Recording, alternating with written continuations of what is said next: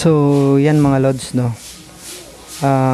Ipapakita ko muna sa inyo yung function ng ating remote control, eBay remote control. Ituturo, i-demo ko na rin sa inyo yung mga iba't ibang settings niya. So, ngayon, lagyan muna natin siya ng wires. Ito. Dito sa mga wires niya, lods, no, is meron ditong NC, ibig sabihin normally close, common, at saka NO, normally open, saka plus V at minus V. Ang plus V at yun yung positive natin, at minus V yun yung negative natin. So lalagyan muna natin ng mga wires tong mga to, no.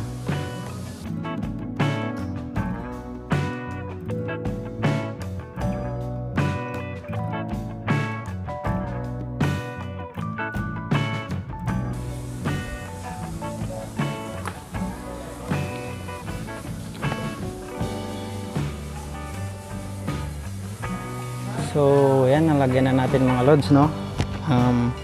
Dito sa ating plus V at saka common, pagsamahin na natin yan kasi parehas naman positive line ang dumadaloy dyan. Common at plus V, yan. Yung dalawang to, pagsamahin natin.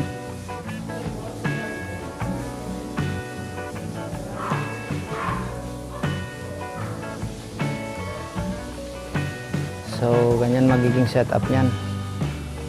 Dito, no, ang NC normally close, ibig sabihin kung di gumagana yung ating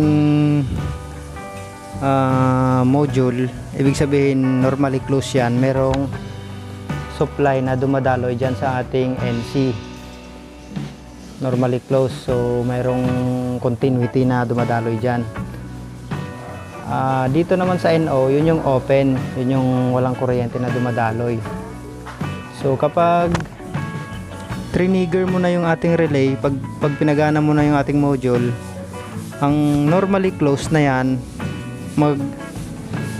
yan naman yung magiging open. So mawawala ng continuity niyan, lilipat dun sa normally open yung ating continuity.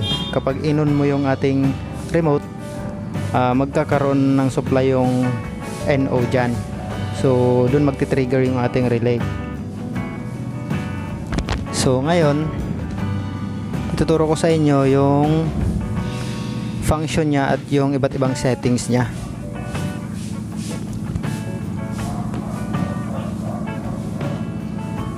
So ayan, connect natin yung positive at negative, no, which is yung plus V at minus V dun sa ating battery, negative positive din.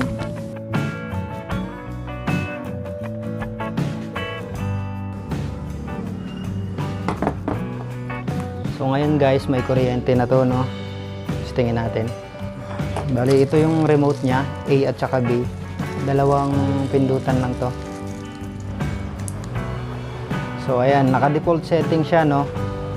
So, pinindot ko yung A, umilaw siya. Ngayon, patayin ko ulit yung A. So, wala. Yun, yung B. Yan. So, naka-default setting siya. Na kapag pinindot mo yung A, magti-trigger yung ating relay, magkakaroon ng supply yung ating, yung NO na sinabi ko kanina. So, kukuha lang tayo ng test light, no, para makita natin.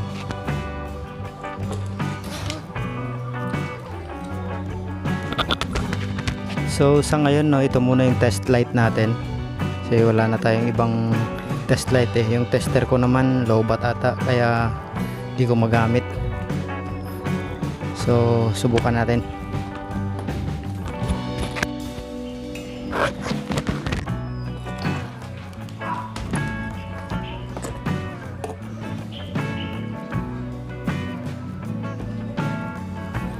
So ngayon naka-default setting siya, no. Ngayon yung NC natin, subukan nating lagyan ng ilaw kung totoo ngang normally close siya. Yung isang linya ng ilaw, positive, connect natin dito sa NO. Yung positive ng ilaw, connect natin sa NO, no? So, wala ba yung positive dito? Parang nakalagay. Hanapin na lang natin.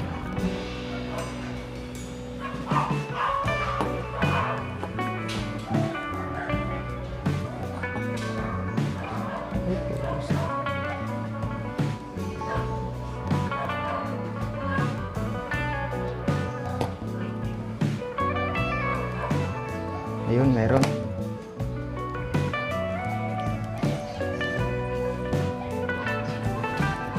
So ngayon, nakalagay siya sa normally close sa NC. Ngayon, try natin kung may supply ba talaga. Ayun, meron, umilaw yung ating test light, no? So ngayon, lipat naman natin sa normally open.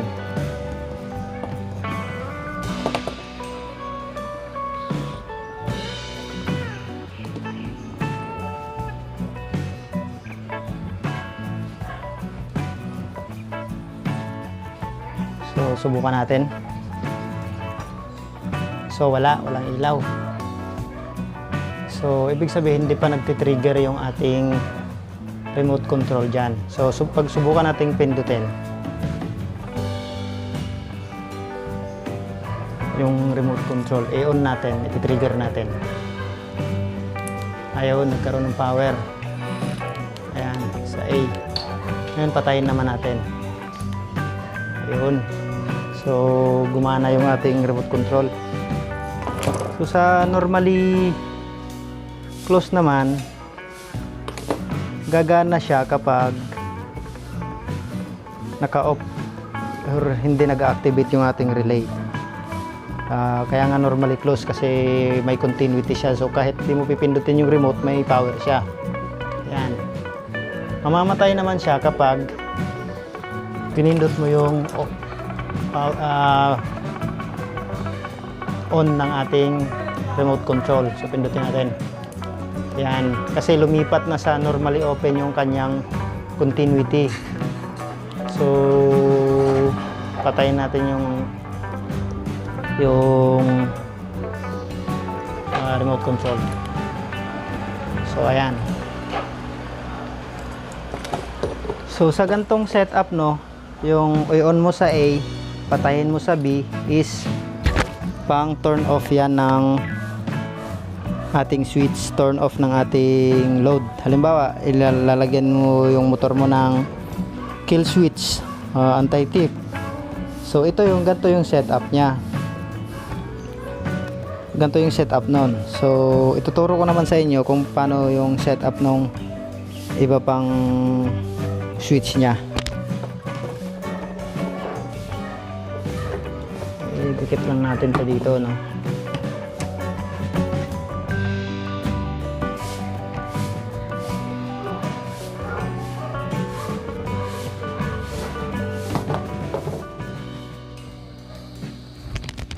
So, ngayon, no, ituturo ko muna sa inyo yung function ng ating module tsaka kung paano siya i-setting sa remote control natin. So, ngayon, makikita nyo tong maliit na button dito. Yan yung ating dyan tayo magpipindot sa ating setting. Tapos makikita nyo dito maliit na ilaw indicator. So, sa ating settings nyo is meron ditong self return, manual return, tsaka meron ditong time delay. Self return, pag inon nyo ang ating button tapos hindi nyo binitawan is tuloy-tuloy yung ilaw nung yung ating ilaw, yung continuity. Mamamatay siya kapag binitawan nyo. Yun ang ibig sabihin ng self return. On, pag binitawan nyo, mag-off siya. Ang manual return naman is yung kapag inon nyo, Kapag inon nyo is mag-on, tapos pag binitawan nyo, tuloy-tuloy lang yung ilaw niya. At kapag pinindot nyo ulit, yun yung mamamatay siya. Yun yung manual return. At meron din yung time delay. Time delay, pag pinindot nyo, tapos binitawan nyo is may power siya.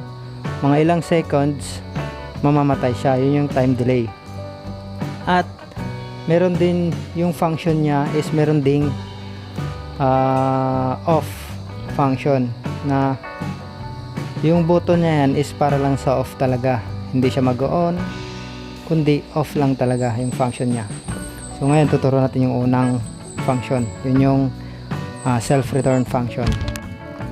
So ang self-return function no is yung button niya, yung button setting niya is pindutin nyo ng isang beses, tapos dapat may makikita kayong ilaw din na isang beses din.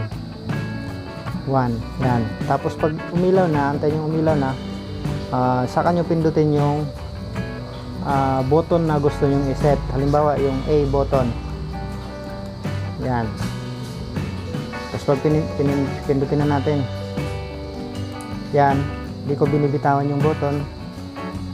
Pag binitawan ko is mamamatay. Yan yung self return function. On, pag binitawan, off.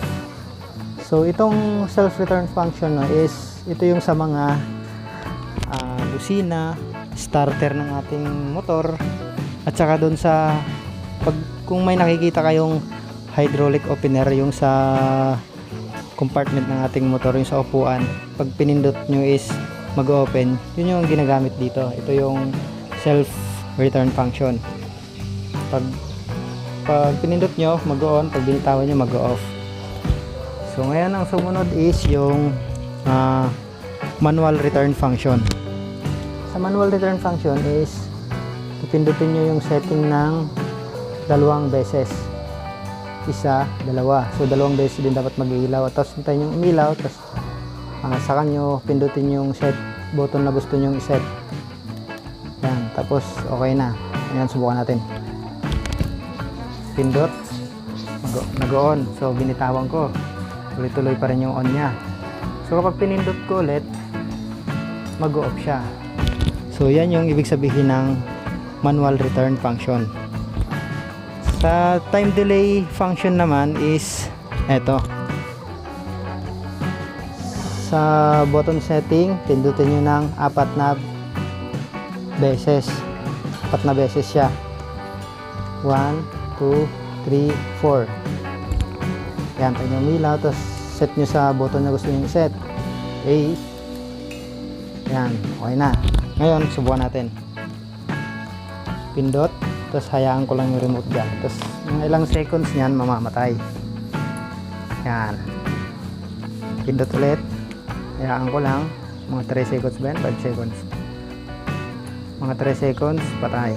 Pag gusto nyo habaan yung time delay nya, is pindutin nyo lang ng mga ilang beses siguro. Diba, pindutin natin ng mga 5 beses or hanggang 10 beses. 5 beses muna. 1, 2, 3, 4, 5. Ayan. Tapos set. On. Mga ilang seconds kaya. So mas matagal, no? Ayan, mga 5 seconds. Mas matagal. So dun sa off function naman is ganito. Button settings, pindutin nyo ng 3 beses. 1, 2, 3. Tayong umilaw, tapos saka pindutin nyo yung button na gusto nyo i-set. Yan. So ito. Yan. Sa off lang siya gagana. Off. Hindi mo siya mapagagana, kundi sa off lang talaga.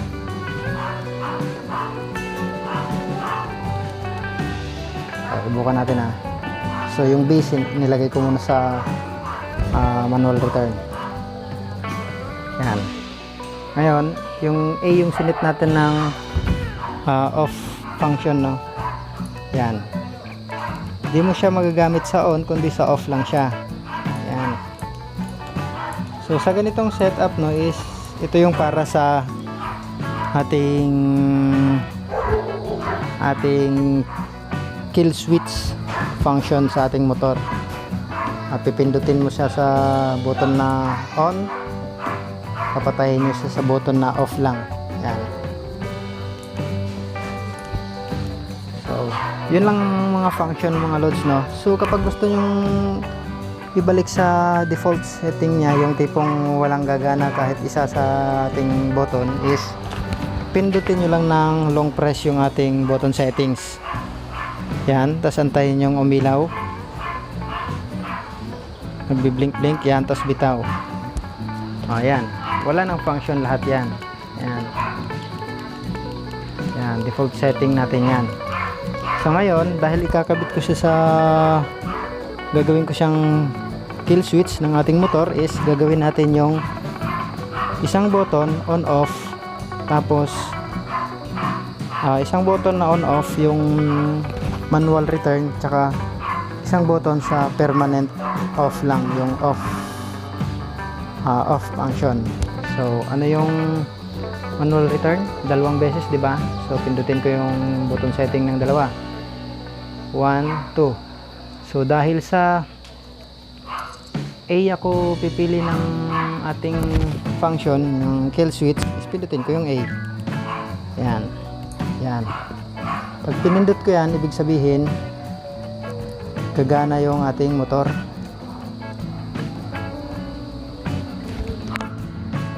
So yan, gagana yung ating motor. At syempre kapag in-off na natin yung ating motor, papaganahin natin yung kill switch function nya, is ito, yung B, gagawin natin off function. So pindot ng B, ano yung off function nya? Ilan yon? 3. 1, 2, 3. Yan, 3, tapos pindutin yung B. Yan, nakasa off function na siya. Halimbawa ganyan, naka-on yung ating motor, so ibig sabihin gumagana yung ating motor. So ang mangyayari natin, papaganahin natin yung ating motor, pindutin lang natin yung A. Yan, gagana na siya. So kapag pwede naman nating patayin sa A din, kapag iiwanan natin yung ating motor, sa A din natin papatayin yung ating kill switch. Pero dahil Pinoy tayo, mga kalimutin, tao lang tayo, kaya yung B, sinet ko siya ng permanent off function, para kung sakali halimbawa napindot ko na ng isang beses yun, di ko alam, teka lang, napindot ko na ba yun? Syempre malilito ka ngayon, pipindutin mo ulit, hindi mo na alam kung naka off or on ba yun. So kaya ang purpose ng ating off function, which is yung B, ay kung di ka sure na activated na yung kill switch mo, pindutin mo ngayon yung B kasi off yan. Ayan, naka-off ng ating motor, hindi na gumagana, hindi na magagamit, iiwanan na natin. Yun yung function ng ating remote ngayon. Dito gagawa ako ng isa pang video, no, kung paano ko siya ikabit sa ating motor. Abang-abangan nyo lang. Ilalagay ko na lang yung link sa description, no, para mas madali nyong mahanap.